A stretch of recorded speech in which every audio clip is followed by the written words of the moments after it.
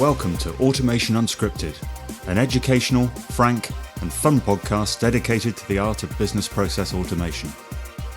Automation Unscripted is brought to you by Virtual Operations, a leading consultancy in digital transformation, with more than a decade's experience working with organizations to help them grow their return on investment in automation. In this edition, your hosts Daniel Andrews and Kieran Gilmurray are discussing the critical role of application management in automation operations and the need for proactive strategies to address challenges and ensure the smooth functioning of automated processes. Welcome back to another episode of Automation Unscripted. Today, we're going to be focusing on managing applications within the COE or ROC, Robotic Operations Center. So this is a pretty important topic. I'll be honest with you, it's not the world's most interesting or sexy topic, but it's definitely crucial to be part of the COE or a ROC. And this can be tackled in many ways. And Kieran and I are going to discuss sort of our experience on the subject and how we've gone about it. How you doing, Kieran? Yeah, really good, really good. And I'm laughing here when you described it as sexy or not sexy, because I would put this forward as your mastermind topic. And I think you would be scoring pretty highly on this one, Dan. Yeah, I think I probably agree there. But you do have moments within this topic, especially if you join a client that's already at scale and hasn't got this sort of architecture in place. I put it that way. You really do get a holy shit moment when you realize the work and the effort that's going to go into it. So let me provide a little bit of context on the sort of situations that I'm talking about. So let's take the example of we're using an RPA tool, we're using UiPath. Let's say the client has 10 processes that are all in live operate production, and we're covering, say, 20 applications. So out of those 10 processes, in total, they interact with 20 or so applications. Now, most of these applications will have updates and releases, if not all of them, that may or may not impact your processes. So if you have those processes live in production and no one's monitoring those 20 applications, in my head, you have 20 risk points there. Each application would count as a risk point and they could impact one or all your processes. So what the ROC needs to do is they need to know when each of those 20 applications is having releases or updates. That's effectively the problem that you can have if you're not ahead of it. You have risk points everywhere. And you would be amazed how many people are actually not in control of their risk points and how many people forever get surprised when something does change. And those surprises, Dan, are something that we want to do away with in any intelligent automation center, any IT center for that matter as well. So what have you done, Dan, then to solve this? Because you have done this at scale. Yeah, and I've done this a couple ways, but I'll go through the more simplistic way that we've managed. And don't get me wrong, right? If I go through these steps and everything's implemented, I can guarantee you that they will still be application releases or changes that impact your processes. But the goal is to get it to a degree, 95+%, where you're covered. And you can then look back on an issue that's happened and say, look, we had this in place. How could we improve this? That's the world that you want to be in. So I'll start with just the basic setup. So the first thing you want to do is you want to understand what processes interact with which applications. Sort of build a matrix, X, Y axis. Here are my applications. Here are my processes. What touches what? And then you want to understand how they interact. So there's different ways that a process can interact with an application. I'll give you two examples. Either API calls. I won't go into that. I'll assume everyone understands that. A more stable version really for this topic. And then you've got UI, which is the user interface, which is a method that RPA tools utilize. They use the same interface as a human would. So imagine on a screen you have buttons. They will select certain areas within that screen. And that's the UI. So that's step one. Step two is understanding what applications you can control and which ones you can't. Now, this is a little more difficult. So what I mean by that is some applications, let's take the 20, for example, you might have 6 or 7 applications that you control as a business. That means you can release their updates when you need to, or as and when you need to. That means that those are much easier to handle because you can go through set testing and UAT cycles. Brilliant. Now, the problem that you run into is the ones you can't control. And this is where this work comes in. The ones you can't control, where releases can happen at any point, those are the ones you need to be ahead of. So step one, step two, understanding what you can and can't control. Step three is probably the most arduous step and the one that is great, but I mean it's not the sexy part of automation, put it that way. And that's building relationships with the application owners. And as I pointed out there, that's just an example of 20 applications, right? So you and your team are sitting down with 20 different sets of individuals. And the goal here is to understand what their application does in a little bit more detail. Understand, hey, when does this application get updated? When do the releases go in? Are they planned? Are they unplanned? There's a lot of parameters there. And when are your lower environments updated? I.e., like, where are the release notes? How can I get hold of this? And that's step three. So you're really starting to build out a map of how your landscape looks. And then the fourth one is figuring out on an application by application basis how you prepare for those updates and releases.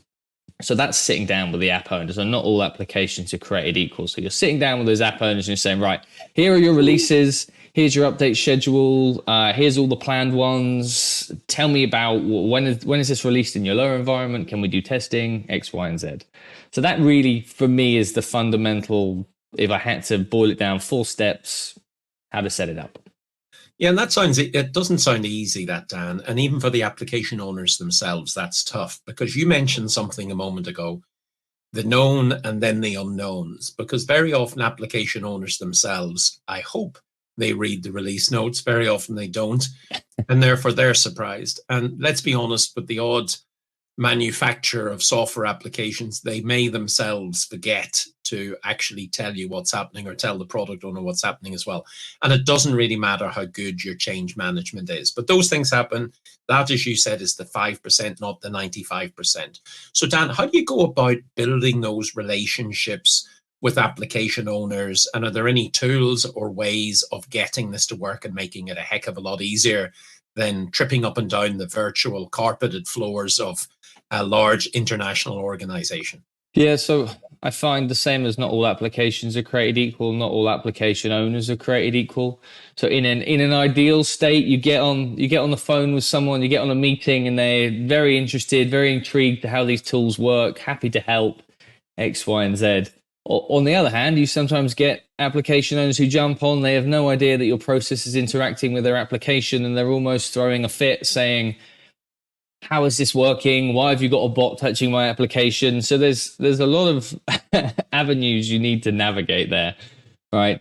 And I'll go with the simple one. Let's say the application owner is thrilled to be working with you. The ideal scenario when you're working with an application team is, in my head at least, is to get them to understand how your processes interact with their application. So let's say we're working with ServiceNow, and the application team needs information on how each process interacts with ServiceNow. I'll provide them with this click-by-click level, right? What pages are let's assume we're using the UI layer. What pages are we looking at? What buttons are we selecting?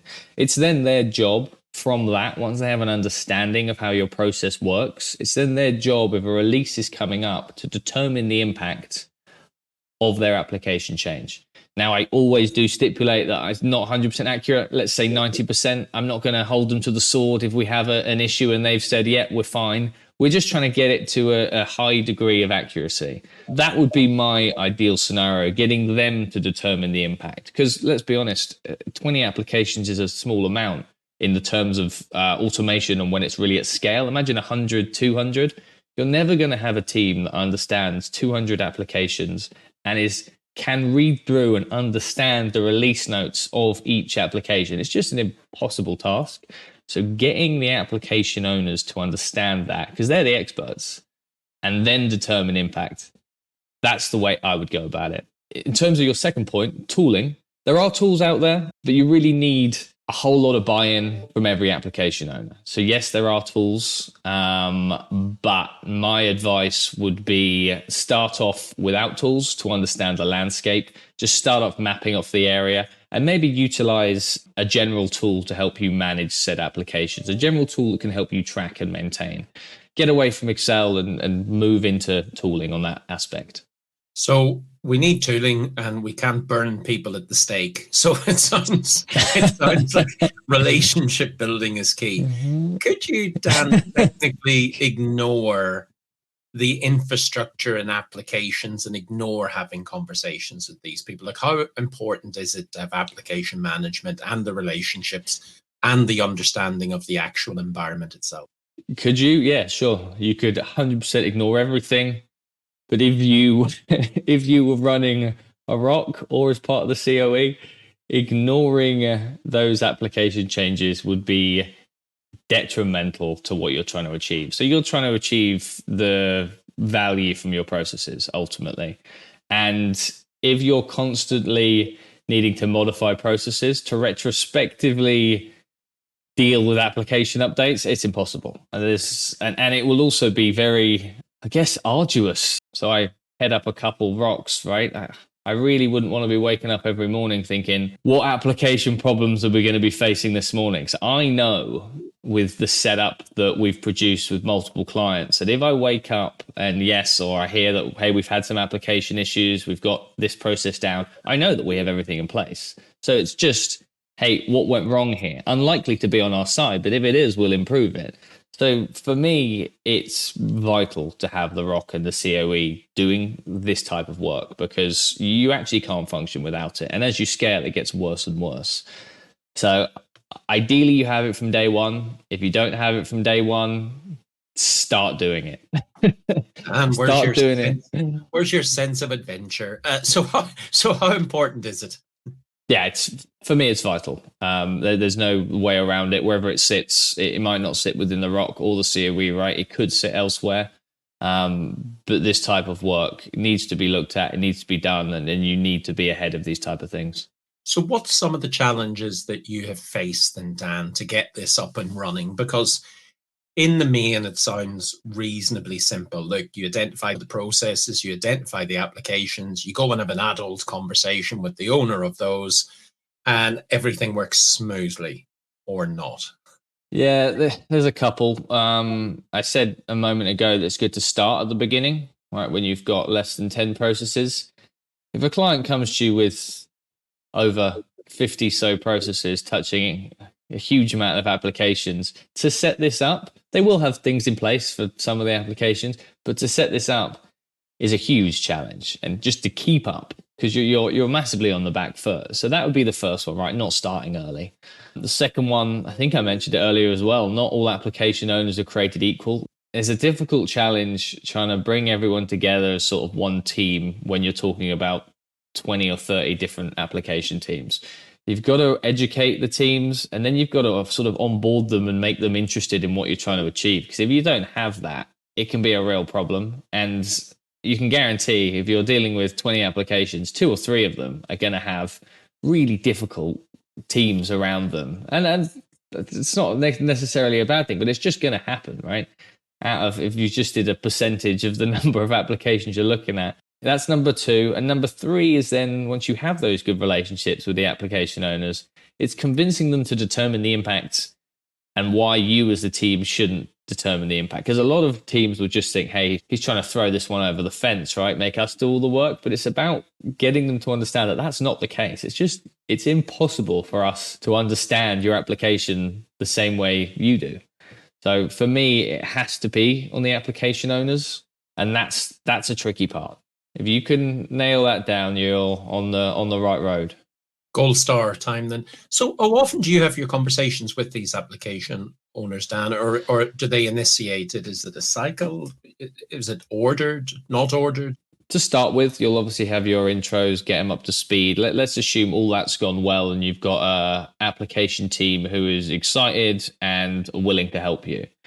Then you got to figure out what their cadence is of their releases. Let's say they have a standard monthly release. It's then your job to proactively reach out to that team, prior to release, whenever you've agreed you will, to then say, hey, there's a release upcoming. I see it's on, what's today's date? The 2nd, right? 2nd of May. To then say, right, I see your release is coming on the 17th of May. Is there a lower environment we can test on? Do you perceive any impact? So we really have a cadence that's pre-agreed with them where you're consistently asking, reaching out to them, setting calls if you need. Ideally, you don't. To gauge impacts, gauge the lower environments, and really make sure that you are covered for that release. And it works the other way as well. You then say to the application teams, if there's any unplanned releases, here's our distribution list, email us, ping us. So you have a two-way street.